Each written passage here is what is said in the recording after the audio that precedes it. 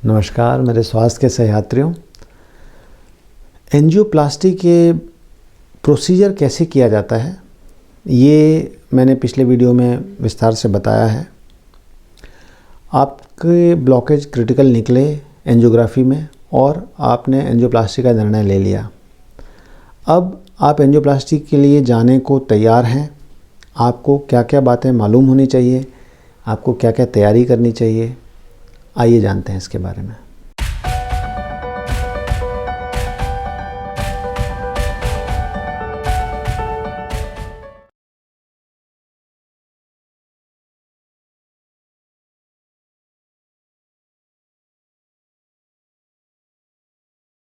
Heart के critical blockage निकलने के बाद जब एंजियोप्लास्टी का निर्णय होता है, अगर मरीज़ स्टेबल है, अगर मरीज़ स्थिर है, उसे कोई ऑनगोइंग समस्या नहीं बन रही है, मैं हमेशा रिकमेंड करूँगा कि हम एक सेकंड ओपिनियन ज़रूर से लें।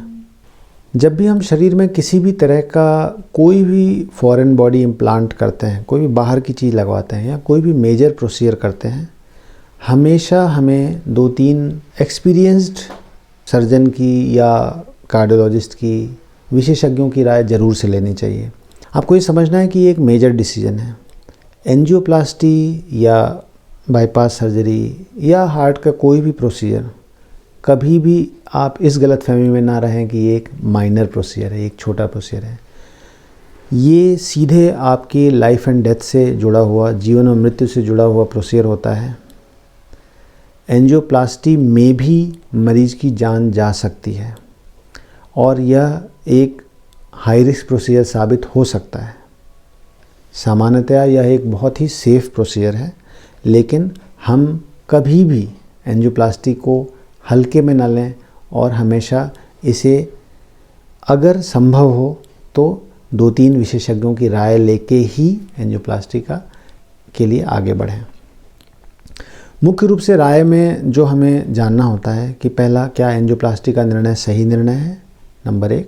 नंबर 2, अगर स्टेंट डलने हैं तो कितने स्टेंट डलने हैं, कौन से स्टेंट डलने हैं, स्टेंट की लाइफ कैसी रहेगी, एंजियोप्लास्टी के सक्सेसफुल होने के चांस कितने हैं। दूसरी बात जो आपको समझनी है एंजियोप्लास्टी का निर्णय लेने से पहले, कि जब आपकी एंजियोग्राफी होती है और आपको कार्डियोलॉजिस्ट रिपोर्ट देते हैं, आपको हमेशा उनसे पहला क्वेश्चन पूछना चाहिए कि क्या स्टेंट ही इसका उपाय है, एंजियोप्लास्टी इसका उपाय है, कोई दूसरा उपाय नहीं है। अगर वो कहते हैं कि नहीं एंजियोप्लास्टी उपाय है, तो आप रिपोर्ट में भी अधिकांशतः मेंशन किया जाता है कई बार कि इस मरीज़ का ये रिकमेंडेशन है, तो वो क्लियर कट उन्होंने लिखा होता है कि भाई PTCA रिकमेंडेड या एंजियोप्लास्टी रिकमेंडेड है। कई बार रिपोर्ट में जब ब्लॉकेजेस ज़्यादा होते हैं, 3 ब्लॉकेज हैं, 4 ब्लॉकेज हैं, 2 से अधिक ब्लॉकेज हैं, या ब्लॉकेज इस तरह की सिचुएशन में है कि आपको कार्डियोलॉजिस्ट कहते हैं कि भाई इनकी बाईपास सर्जरी रिकमेंडेड है या कई नसों में स्टेंट डलेंगे। कई बार इस तरह की सिचुएशन भी आती है। तो एंजियोग्राफी की रिपोर्ट में अगर दोनों चीज़ों का जिक्र है, बाईपास सर्जरी का भी जिक्र है और एंजियोप्लास्टी का भी जिक्र है, इसको मल्टी वेसल PTCA भी कहते हैं या मल्टी वेसल एंजियोप्लास्टी, मतलब कई नसों में एंजियोप्लास्टी की ज़रूरत है, कई स्टेंट डलेंगे। अगर इस तरह की रिपोर्ट बनती है, तब आपको कार्डियोलॉजिस्ट से बहुत स्पष्ट रूप से पूछना चाहिए, क्लियरली पूछना चाहिए कि साहब हमारे लिए प्रिफर्ड ऑप्शन क्या है, पहला ऑप्शन क्या है। क्या बाईपास पहला ऑप्शन है? पहले ऑप्शन का मतलब है सबसे सुरक्षित, सबसे लंबे समय तक चलने वाला और जिसमें ब्लॉकेज के, जिसमें लक्षण के दोबारा आने की संभावना सबसे कम है, वो पहला ऑप्शन क्या है। और फिर सेकंड ऑप्शन क्या है। अगर आपको डॉक्टर या कार्डियोलॉजिस्ट कहते हैं कि नहीं पहला ऑप्शन एंजियोप्लास्टी है, तो आप एंजियोप्लास्टी के लिए निसंकोच आगे बढ़ जाएं। लेकिन अगर वो कहते हैं कि नहीं पहला ऑप्शन बाईपास सर्जरी है, तो केवल इस भय से कि हमें ऑपरेशन करवाना पड़ेगा, आप कमतर ऑप्शन को ना चुनें। क्योंकि अगर आप इंसिस्ट करेंगे, अगर आप बार बार किसी भी विशेषज्ञ को बोलेंगे, तो हो सकता है कि वो स्टेंट डाल दें, लेकिन फिर लॉन्ग टर्म सक्सेस उसका उतना अच्छा नहीं रहता और आप फिर से हो सकता है 4 महीने बाद, 6 महीने बाद स्टेंट ब्लॉकेज लेके आ जाएं, स्टेंट में कुछ रुकावट लेके आ जाएं। तो डॉक्टर की बात को बहुत ध्यान से सुनें और उनसे चाहें तो आप लीडिंग क्वेश्चन पूछें कि क्या मुझे पहला रिकमेंडेशन क्या है, बाईपास सर्जरी या एंजियोप्लास्टी। अब अगर आपका पहला रिकमेंडेशन एंजियोप्लास्टी है, डॉक्टर ने, आपने 2-3 जगह 4 जगह ओपिनियन ले लिया और सब ने आपको एंजियोप्लास्टी रिकमेंड किया है, तब एंजियोप्लास्टी के पहले एक बहुत महत्वपूर्ण बात आपको दिमाग में रखनी चाहिए कि किसी भी सेंटर पे जिस पे आप एंजियोप्लास्टी करवाने के लिए चुनते हैं, जिस पे आप एंजियोप्लास्टी करवाने के लिए जा रहे हैं, उस सेंटर पे हार्ट के सर्जरी की, बाईपास सर्जरी की सुविधा होनी बहुत ज़रूरी है। जैसा कि मैंने बताया कि भले वो 0.5%, 1% ही चांस है, लेकिन अगर एंजियोप्लास्टी में किसी तरह के कॉम्प्लिकेशंस होते हैं और कई बार वो कॉम्प्लिकेशंस बहुत सीरियस होते हैं, बहुत जानलेवा होते हैं, ब्लीडिंग का रिस्क हो सकता है, और इस तरह के अगर कॉम्प्लिकेशन होते हैं और अर्जेंट बाईपास की ज़रूरत पड़ती है, तो अनलेस कि उस हॉस्पिटल में अगर वो सुविधा नहीं है तो आपके लिए बहुत मुश्किल खड़ी हो सकती है। तो कई बार क्या होता है कि बहुत छोटे सेंटर जहाँ पे कि केवल एंजियोग्राफी की सुविधा है, एंजियोप्लास्टी की सुविधा है, ऐसी जगहों पे एंजियोप्लास्टी करवाने में ये रिस्क बना रहता है। इसलिए आप एंजियोप्लास्टी का डिसीजन जब लेते हैं किसी सेंटर पे करवाने का, तो ये ज़रूर एक बार आश्वस्त हो लें कि यहाँ पे 24 घंटे हार्ट सर्जरी की सुविधा उपलब्ध है।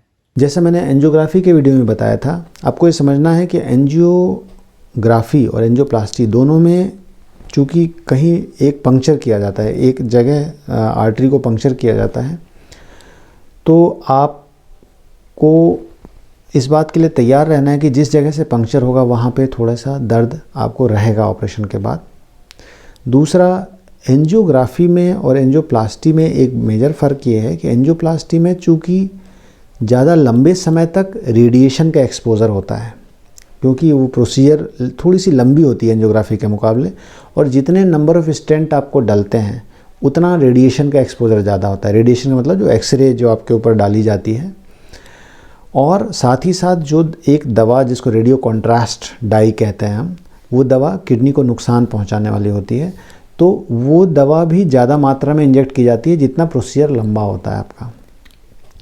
तो आप अपना हाइड्रेशन लेवल बहुत अच्छा बना के रखें, प्रॉपरली पर्याप्त मात्रा में पानी पिएं, जब तक कि डॉक्टर आपको ये ना कहें कि भाई अब आपको पानी भी नहीं लेना है प्रोसीजर से पहले, तब तक आप पानी की पर्याप्त मात्रा लें। आपका किडनी फंक्शन ज़रूर आपको पता होना चाहिए कि आपकी किडनी फंक्शन नॉर्मल है, और अगर नॉर्मल नहीं है तो आपका कर्तव्य है, आपको ड्यूटी है कि आप अपने ट्रीटिंग फिजिशियन को, डॉक्टर को ज़रूर से इन्फॉर्म करें कि भाई मेरा किडनी फंक्शन में प्रॉब्लम है, और आप प्लीज़ इस बात का ध्यान रखें। सामान्यतः किडनी फंक्शन नॉर्मल होने के बाद ही एंजियोप्लास्टी प्रोसीजर रिकमेंड किया जाता है, या फिर वो आपको रिस्क एक्सप्लेन करेंगे भाई कि प्रोसीजर में के दौरान या प्रोसीजर के बाद किडनी फेल होने का रिस्क रहता है। ठीक इसी तरह हमें ये बात जाननी चाहिए कि एंजियोप्लास्टी के दौरान जब वो वायर इंसर्ट करते हैं या जब बैलून से वो खोलते हैं विशेषज्ञ ब्लॉकेज को, उस दौरान कुछ प्रतिशत इस बात की संभावना रहती है कि कोई छोटा सा कोलेस्ट्रॉल का टुकड़ा निकल के ब्रेन की तरफ चला जाए और स्ट्रोक हो जाए, लकवे की संभावना रहती है। और भी अन्य जगहों पे ये छोटा सा टुकड़ा निकल के जा सकता है। तो हम इस बात को, जैसा मैंने पहले बताया था, कि इस बात को हमेशा गंभीरता से लें कि एंजियोप्लास्टी एक छोटा प्रोसीजर नहीं है, एक मेजर प्रोसीजर है और कुछ रिस्क इन्वॉल्व होता है इसमें। कोशिश करें कि जब एंजियोप्लास्टी प्रोसीजर होने जा रहा है उससे कुछ समय पहले, कम से कम 4 घंटे पहले मुंह से कुछ न लें, खाली पेट रहें। इससे ये फ़ायदा होगा आपको कि इन केस कभी कुछ ऐसी इमरजेंसी होती है, कुछ ऐसी प्रॉब्लम होती है, तो खाली पेट रहना आपको सुरक्षित रखता है। अगर आपको बेहोशी देनी पड़ गई या आपको कुछ इमरजेंसी में वेंटिलेटर पे डालना पड़ा, तो वैसी स्थिति में आपका खाली पेट रहना आपको सुरक्षित रखता है। एंजियोप्लास्टी का जो प्रोसीजर है वो सामान्यतः आपको होश में रख कर ही किया जाता है, इसलिए आप पूरे समय आप होश में रहते हैं, और आपको किसी भी तरह की असुविधा होती है आप तुरंत अपने हार्ट के जो अभी प्रोसीजर कर रहे हैं उनको बताइए कि साहब मुझे असुविधा महसूस हो रही है, मुझे ठीक महसूस नहीं हो रहा है, और वो अकॉर्डिंगली आपको कुछ दवा देके आपकी जो परेशानी है उसको दूर कर देंगे। ठीक इसी प्रकार जब एंजियोप्लास्टी हो जाती है आपकी, उसके बाद भी आपको अपने हाइड्रेशन लेवल का ध्यान रखना है। हो सकता है डॉक्टर आपको 2-3 घंटे के लिए कहें कि भाई अभी आप पानी मत लीजिए, लेकिन एक बार जब डॉक्टर आपको अलाउ कर देते हैं तो पर्याप्त मात्रा में पानी लें और ये इंश्योर करें कि भाई यूरिन भी अच्छे से आ रहा है। और अगर आपको यूरिन में या किसी तरह की दिक्कत महसूस हो रही है तो तुरंत डॉक्टर को इन्फॉर्म करें। एंजियोप्लास्टी के बाद इनिशियल 24 घंटे बहुत क्रिटिकल माने जाते हैं, क्योंकि कई बार एंजियोप्लास्टी जब नसों को खोल दिया गया है, स्टेंट डाल दिया गया है, स्टेंट के दोबारा बंद हो जाने के चांसेस रहते हैं और इसीलिए खून पतला करने के स्ट्रॉन्ग दवाइयाँ, स्ट्रॉन्ग एंटीप्लेटलेट मेडिकेशंस और भी कई सारी दवाइयाँ दी जाती हैं और आईसीयू में आपको ऑब्जर्वेशन में रखा जाता है। एक बार ये समय क्रॉस हो जाता है तो सामान्यतः वो रिस्क पीरियड ख़त्म हो जाता है और आप सुरक्षित तरीके से आईसीयू से वार्ड में शिफ्ट कर दिए जाते हैं। एक बहुत महत्वपूर्ण बात जो आपको ध्यान रखनी है कि एंजियोप्लास्टी के दौरान चूँकि बहुत तरह के वायर और ट्यूब्स और स्टेंट ये सब जांघ की नसों के थ्रू अंदर ले जाए जाते हैं, तो वहाँ पे एक मोटा रेंट, एक बड़ा छेद बनता है खून की नसों में, जिसे कि बहुत देर तक दबाव देके बंद किया जाता है। लेकिन एल्डरली लोगों में, बड़े बूढ़े लोगों में जो 60 साल 65 साल या उससे अधिक उम्र के हैं या जिनकी नसों में ज़्यादा कैल्शियम जमा है, ऐसे व्यक्तियों में कई बार वो नस ठीक से बंद नहीं होती या दबाव बहुत सही समय पर सही जगह पर नहीं लगाया गया, तो कई बार वहाँ पे बहुत बड़ा खून का जमाव हो जाता है, जिसे हेमाटोमा कहते हैं। यह एक बहुत ही पेनफुल कंडीशन होती है, बहुत तकलीफ़देह कंडीशन होती है और कई बार मरीज़ एंजियोप्लास्टी के तकलीफ़ से ज़्यादा तकलीफ़ उन जांघ में जो सूजन आ जाती है उसकी वजह से परेशान हो जाता है। और कई बार वो गांठ नस में ऐसी हो जाती है जिसको हम लोग स्यूडो एन्युरिज्म कहते हैं और उसमें फिर ऑपरेशन की नौबत आती है, एक बड़े सर्जरी की ज़रूरत पड़ जाती है वहाँ पे। तो आप इसको बिल्कुल हल्के में ना लें। अगर आपको जब भी एंजियोप्लास्टी होती है तो ये इंश्योर करें कि वो पर्याप्त समय के लिए दबा हुआ है। आपको कुछ समय के लिए पाँव ना हिलाने की सलाह दी जाती है, तो आपको उस पर पर्याप्त प्रेशर है, सही जगह प्रेशर लगा है। और जब आप वार्ड में शिफ्ट हो जाते हैं या जब घर आप डिस्चार्ज होकर चले जाते हैं तो उस जगह का भी ध्यान रखें कि वहाँ सूजन बढ़ तो नहीं रही है, तकलीफ़ ज़्यादा तो नहीं हो रही है आपको, या दिन ब दिन उसमें दर्द ज़्यादा बढ़ तो नहीं रहा। अगर इस तरह की कुछ भी प्रॉब्लम है, आप तुरंत अपने ट्रीटिंग फिजिशियन को, डॉक्टर को कंसल्ट करें। अगर संभव हो तो एंजियोप्लास्टी के बाद अपना किडनी फंक्शन फिर से कुछ दिनों के बाद रिपीट करवाएं। वैसे तो डॉक्टर आपको स्वयं सलाह देंगे ताकि ये देखने के लिए कि आपका किडनी फंक्शन ठीक है कि नहीं है। जिन लोगों का बॉर्डर लाइन किडनी फंक्शन होता है, जो बहुत लंबे समय से डायबिटिक हैं, कई बार एंजियोग्राफी के बाद उनका किडनी फंक्शन ख़राब हो जाता है, थोड़ा डिटेरियोरेट हो जाता है। क्रिएटिनिन नाम का एक मार्कर होता है जो बढ़ जाता है और धीरे धीरे समय के साथ वो वापस आ जाता है अपने लेवल पे। एंजियोप्लास्टी में जैसा मैंने बताया कि चूँकि स्टेंट डाले जाते हैं, इन स्टेंट के लाइफ बहुत कुछ निर्भर करती है इस बात पे कि आप दवाइयाँ बराबर समय से खाते हैं या नहीं खाते हैं। तो एंजियोप्लास्टी के बाद दवाइयाँ आपको बिल्कुल रेगुलरली, जैसा आपको सजेस्ट किया गया है, समय का ध्यान रखते हुए बराबर खाना है। उसमें बिल्कुल भी लापरवाही ना करें। कुछ दवाइयाँ जो खून पतला करने की दवाइयाँ हैं वो बहुत वाइटल हैं। अगर आप वो दवाइयाँ नहीं लेंगे तो आपका स्टेंट बंद हो जाएगा। इस बात क्योंकि वो एक फॉरेन बॉडी है, एक बाहर की चीज़ है जो अंदर इंसर्ट की गई है और बाहर की चीज़ को शरीर जो है वो रिजेक्ट करता रहता है, शरीर उसको एक्सेप्ट नहीं करता और उस चीज़ को रोकने के लिए वो खून पतला करने की दवाइयाँ बहुत आवश्यक हैं। इस बात का बहुत ध्यान रखें कि खून पतला करने की दवाइयाँ और अन्य दवाइयाँ जो बीपी, शुगर, इन सब की दवाइयाँ आपको प्रिस्क्राइब की गई हैं उनको बिल्कुल नियम से लेना है। एक्सरे रेडिएशन की वजह से कई बार एंजियोप्लास्टी के बाद आपको थोड़ा हरारत सी या थोड़ा सा स्किन में हल्का सा लालपन या कुछ इरिटेशन सा महसूस हो सकता है। तो वो कुछ समय के लिए वो असर रहता है और धीरे धीरे समय के साथ वो चला जाता है। इसलिए बहुत परेशान होने की बात नहीं है। अगर आपको कुछ दिक्कत ज़्यादा हो रही है तो आप डॉक्टर को बता सकते हैं, वो आपको अकॉर्डिंगली कुछ दवाइयाँ दे देंगे।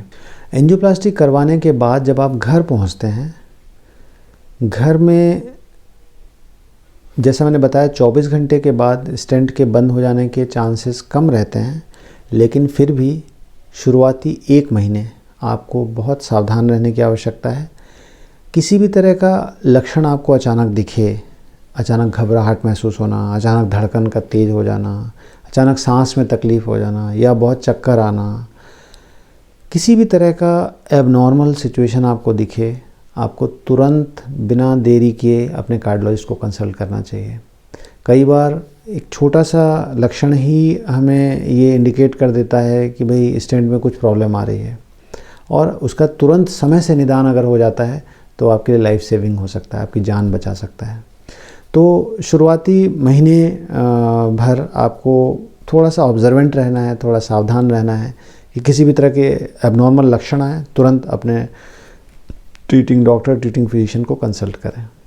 एंजियोप्लास्टी के बारे में क्या क्या सावधानी रखनी चाहिए जब आप एंजियोप्लास्टी के लिए जा रहे हैं, और एंजियोप्लास्टी के बाद भी आपको क्या सावधानी रखनी चाहिए, आज हमने विस्तार से जाना इसके बारे में। एंजियोप्लास्टी और बाईपास सर्जरी, इन दोनों में से किसको चुनें, इस विषय में बात करूंगा अगले एपिसोड में।